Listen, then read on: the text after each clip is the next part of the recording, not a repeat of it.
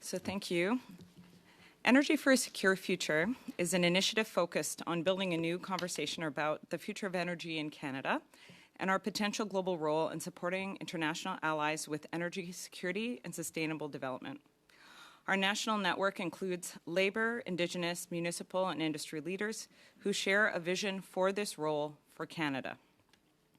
The preservation, growth, and creation of high-paying, long-term jobs in Canada is fundamental to a secure future, and we welcome the opportunity to speak to this legislation.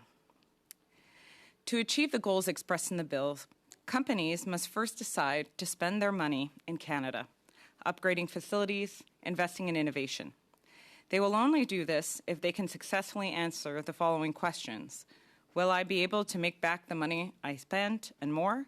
And how long will it take me to do this? This legislation, therefore, needs to prioritize increased investment attraction to Canada, because this is where sustainable jobs come from. Are our regulations efficient? Is energy affordable in Canada? How will this change over time so that Canada remains home to natural resource development, manufacturing, agriculture, and other sectors? I want to also highlight the specific importance of Canadian liquefied natural gas as an important vehicle for global emissions reduction and because of its role in creating sustainable jobs. The purpose of Canada's climate policy is to meet the domestic emission reductions targets the government has committed to under the Paris Agreement. But managing GHG emissions is a global challenge, and so Canada should also think about how it can best contribute to reducing global emissions. As a country with significant energy resources, Canada is uniquely positioned to help our international allies meet their energy needs in a way that reduces global emissions. The export of Canadian LNG, among the lowest emission LNG in the world, is the best way to do this.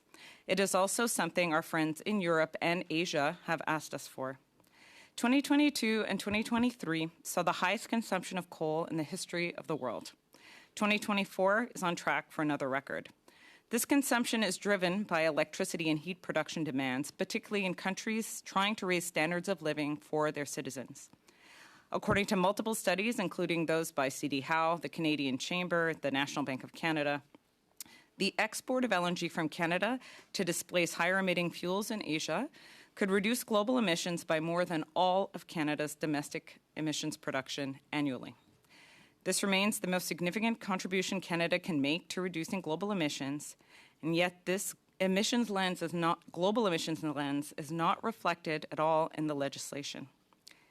This also matters because of the sustainable jobs at stake. There are currently 6 LNG projects under development in Canada's west coast. If the majority of these projects were to proceed, the economic benefits would include $10.2 billion in annual GDP, $3.6 billion in government revenues, 77,600 jobs across the country on an annual basis. These jobs include opportunities in the construction trades, steel manufacturing, rail transport, and a host of other services. It is worth noting as well that these projects all involve significant Indigenous engagement, partnerships, and often ownership in all aspects of the value chain, upstream, midstream, and downstream. In the case of wood fiber LNG, the Squamish First Nation conducted the environmental assessment. Blueberry River First Nation is leading environmental stewardship strategies in the upstream. 17 of 20 nations along the Coastal GasLink pipeline have an ownership option in the project. And Haisla's Cedar LNG will be the first majority Indigenous-owned LNG project in Canada's history. These projects are therefore all delivering important social, economic, and reconciliation benefits for our country, alongside important environmental benefits. In closing, we recommend this legislation reflect the global emissions reduction opportunity of Canadian resource development. Canada should work with its potential customers to be credited for the environmental benefits of our LNG displacing higher emitting energy sources in global markets. We also recommend this legislation consider a range of outcomes associated with delivering a secure energy future for Canada and the world, including affordability, reliability, security, and resilience. And finally, we recommend a strong focus on how we can best attract investment as a growing economy is a prerequisite for Canada achieving its goals. Thank you.